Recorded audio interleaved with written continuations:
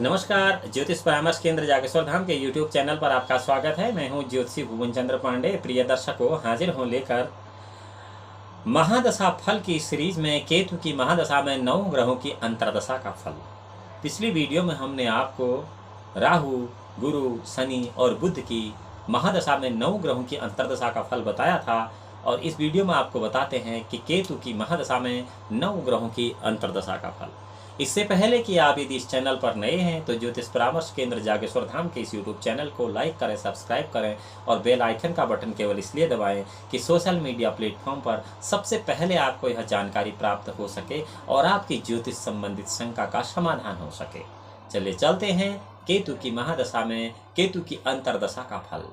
केतु की महादशा में यदि केतु की ही अंतर्दशा चल रही है और केतु मूल त्रिकोण राशि का, स्वच्छ का, स्वराशि का, मित्र और शत्रु क्षेत्रगत तो होता नहीं है, फिर भी मंगल के मित्र राशियों में, मंगल के उच्च राशियों में और मंगल के साथ कहीं मूल त्रिकोण में किसी केंद्र स्थान में यदि केतु स्थित है तो नाना प्रकार के सुख उत्पन्न कराता है। स्त्री और पुत्र के सुख का कारक है, यानी कि ऐसे जातक जो कि युवावस्था में हैं, इस समय में उनकी शादी का योग अचानक बन जाता है और वह गृहस्थ आश्रम की एक नई शुरुआत इस समय कर जाते हैं। केतु अपनी महादशा में, केतु की अंतर्दशा में 2 लोगों को जोड़ देता है, अर्थात शादी विवाह का अत्यंत प्रबल योग इसी समय होता है। और यदि केतु 6-8 बार भाव किसी त्रिक स्थान में किसी अन्य पाप ग्रह या क्रूर ग्रह से दृष्ट है और 1, 4, 7, 10 स्थान को छोड़कर किसी अन्य स्थान पर है तो ऐसी दशा में अत्यंत घोर कष्ट देता है, मन को चंचल बना देता है, हृदय में रोग उत्पन्न करा देता है और पैर में यानी कि पांव में नाना प्रकार की पीड़ा केतु इस समय उत्पन्न करा देता है। केतु की महादशा में यदि शुक्र की अंतर्दशा चल रही है, केतु की महादशा में यदि शुक्र का अंतर आ गया है और ऐसी स्थिति में शुक्र उच्च राशि का है, स्वराशि का है और 1, 4, 5, 7, 9, 10, 11 भाव में बैठा है या दायस से युक्त होकर इस दशा में वह किसी एक केंद्र स्थान में है तो ऐसे समय में राजप्रीति, सौभाग्य और धन लाभ होता है।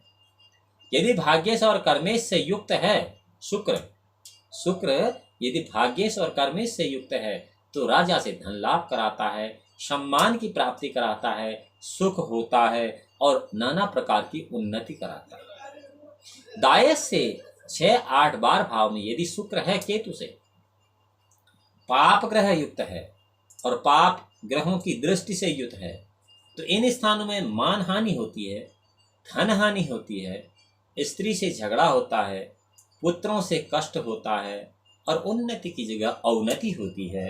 यह केतु में शुक्र की अंतर्दशा का फल है। केतु की महादशा में यदि सूर्य की अंतर्दशा चल रही है तो सूर्य स्वक्षेत्री है, उच्च का है या 1, 4, 5, 7, 9, 10, 11 भाव में है तो इस दशा में प्रारंभ में सर्व सुखों की प्राप्ति होती है, मध्य में कुछ कष्ट होता है और अंत में नाना प्रकार के कष्ट उत्पन्न होते हैं। नीच, अस्तंगत या पाप ग्रह से युक्त 6, 8, 12 भाव में यदि सूर्य है तो राजा से दंड, कष्ट, पीड़ा, माता पिता का वियोग, विदेश गमन और सूर्य द्वितीयेश हो तो अत्यंत कष्टकारक होता है। केतु की महादशा में यदि मंगल की अंतर्दशा चल रही है, चंद्रमा की अंतर्दशा चल रही है, चंद्रमा उच्च का है, स्वराशि का है तो इस दशा में राज्य से सुख, धन लाभ, कन्या संतति की प्राप्ति, कल्याण, भूमि लाभ, भूमि का लाभ, उद्योग में उच्च सफलता, धन संग्रह, पुत्र से सुख आदि फल होते हैं। और यदि नीच का चंद्रमा है, क्षीण चंद्रमा है, 6-8 बार भाव में है तो भय रोग चिंता होती है और मुकदमे आदि के जो झंझट होते हैं यह तभी होते हैं जबकि केतु की महादशा में चंद्रमा की अंतर्दशा चल रही हो तो ऐसे समय में मुकदमेबाजी बहुत हो जाती है। इस झंझट में जातक को फंसना पड़ता है। केतु की महादशा में यदि मंगल का अंतर चल रहा है तो मंगल अगर उच्च राशि का, स्वराशि का 1, 4, 5, 7, 9, 10, 11 इन भावों में है तो इस दशा में भूमि से लाभ, विजय, पुत्र लाभ, व्यापार में वृद्धि होती है। पुत्र लाभ तो उनको होता है जिनकी शादी हुई है, जिनकी शादी नहीं हुई है उनकी शादी के योग भी बनते हैं, और जो बहुत छोटे बच्चे हैं उनको सुख प्राप्ति होती है। दाएं से यानी कि दशाशीष केतु से अगर मंगल केंद्र त्रिकोण स्थान में है तो ऐसे में सम्मान, कीर्ति आदि फल मिलते हैं। और यदि दायस केतु से 2, 6, 8, 12 स्थान में है तो परदेश गमन, अवनति, कारोबार में हानि, मृत्यु तुल्य कष्ट, पागलपन, प्रमेह या अन्य जननेंद्रिय संबंधित रोग हो जाते हैं। अब केतु की महादशा में यदि राहु की अंतर्दशा चल रही है तो राहु उच्च का है, स्वराशि का है, मित्र क्षेत्रीय है, तो इस दशा में धन धान्य का लाभ होता है, सुख होता है, भूमि का लाभ होता है, नौकरी में तरक्की होती है। 7, 8 बार स्थान में पाप ग्रहों से युत या दृष्ट है तो धन हानि। अब तक हम 6, 8 बार करते हैं, यहाँ 7, 8 बार की बात आ रही है, तो धन हानि होती है। जो लोग नौकरी करते हैं उनकी नौकरी में समस्या पैदा हो जाती है, प्रमेह रोग हो जाता है, नेत्र रोग हो जाता है। राहु द्वितीयेश या सप्तमेश है तो शीत ज्वर होता है, कलह होती है और शूल रोग होते। प्रिय दर्शकों, केतु की महादशा में यदि गुरु की अंतर्दशा चल रही है और गुरु 1, 4, 5, 7, 9, 10, 11 भाव में है तो इस दशा में विद्या का लाभ होता है, कीर्ति का लाभ होता है, सम्मान होता है, रक्त विकार होता है, परदेश गमन होता है, पुत्र प्राप्ति होती है, स्थान भ्रंश होता है, शांति का लाभ होता है।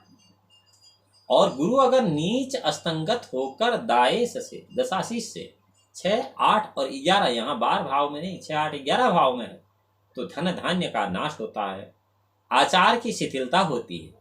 आचार की शिथिलता का अर्थ क्या? उस आचार से नहीं है खाने वाले, आचार जो आपका डिसिप्लिन है उसमें कमी आ जाती है, शिथिलता हो जाती है, स्त्री का वियोग होता है, अनेक प्रकार के कष्ट होते हैं। केतु की महादशा में यदि शनि की अंतर्दशा चल रही है तो केतु की महादशा में शनि की अगर अंतर्दशा चल रही है, केतु 8वें 12वें भाव में शनि है तो इस दशा में कष्ट, चित्त में संताप, धन का नाश और भय होता है। उच्च या मूल त्रिकोण का शनि 3, 6, 11 भाव में स्थित है तो जातक को साधारणतः सुख होता है, सभी प्रकार के मनोरथ की सिद्धि होती है, सम्मान की प्राप्ति होती है। शनि दाएश से यानी कि केतु से, क्षमा करें, 6, 8, 12 भाव में है तो इस दशा में मृत्यु, भयंकर रोग, धन हानि आदि होती है। और केतु की महादशा में यदि बुध की अंतर्दशा चल रही है और बुध 1, 4, 5, 7, 9, 10 भाव में बलवान है तो इस दशा में ऐश्वर्य प्राप्ति, चतुराई से लाभ, यश लाभ, सत्संगति आदि की प्राप्ति होती है। दाएश अर्थात केतु से अगर 6, 8, 12 भाव में नीच का अस्तंगत है तो खर्च अधिक, बंधन, द्वेष, झगड़ा तथा अपना घर छोड़कर अन्यत्र निवास करना पड़ता है केतु की महादशा में बुध की अंतर्दशा यदि चले। प्रिय दर्शकों, अगली वीडियो में आपको बताएंगे शुक्र की महादशा में 9 ग्रहों की अंतर्दशा है। यहाँ पर हमने बताया कि केतु की महादशा में 9 ग्रहों की अंतर्दशा है। अब आपको बताते हैं कि केतु की महादशा में यदि आप परेशान हैं और आप को सबसे सरल और आसान उपाय जिससे केतु को प्रसन्न किया जा सके यह करना चाहते हैं, हम आपको बताते हैं। ओम केतं कृणं केतवे पेशो मर्या अपशि शुमस्तु भर जाय था। केतु के इस वैदिक मंत्र का कम से कम 51,000 की संख्या में जाप कराकर विदुश्रेष्ठ ब्राह्मण से उसका दशांश हवन, दशांश मार्जन, दशांश तर्पण, केतु से संबंधित अरिष्टों का नाश होगा और आपको केतु ग्रह शुभ फल की प्राप्ति कराएंगे। अगली वीडियो में मिलेंगे शुक्र की महादशा में सभी ग्रहों की अंतर्दशा का फल। तब तक भगवान भोलेनाथ आपका परम कल्याण करें। नमस्कार।